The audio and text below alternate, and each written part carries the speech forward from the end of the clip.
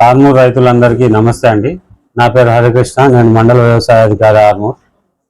రైతులకు ముఖ్యంగా విన్నవించేది ఏంటంటే, మన జిల్లాలో కనుక చూసుకున్నట్టయితే 4.5 లక్షల ఎకరాల వరి అనేది పండించడం జరుగుతుంది.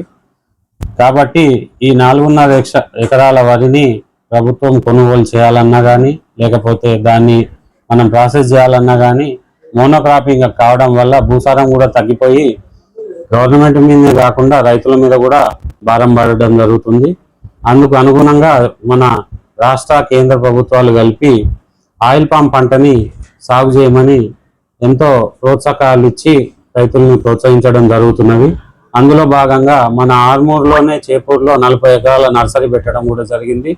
నర్సరీ పెట్టడంతో పాటు ఈ చుట్టుపక్కల గ్రామాలన్నింటిలో కలిపితే మన ఆర్మూర్ మండలంలో 590 ఎకరాల ఆయిల్ పామ్ అనేది పెట్టడం జరిగింది. ఈ ఏరియాలోనే ఆర్మూర్ మండలం అత్యధికంగా ఆయిల్ పామ్ పెట్టిన మండలం. కాబట్టి రైతులు దీన్ని సద్వినియోగం చేసుకొని, గవర్నమెంట్ ఇచ్చే సబ్సిడీని సద్వినియోగం చేసుకొని 4 సంవత్సరాల వరకు హ్యాండ్ హోల్డింగ్ కింద ప్రతి ఎకరాకి 4,200 రూపాయలు సబ్సిడీ కింద ఇవ్వడం జరుగుతుంది. 200 రూపాయలకి ఇచ్చే మొక్కని 20 రూపాయలకే సబ్సిడీ మీద ఇవ్వడం జరుగుతుంది. అదే ఈజీఎస్లో భాగంగా గుంతలు కొట్టించి ఫ్రీగా పెట్టడం కూడా జరుగుతుంది.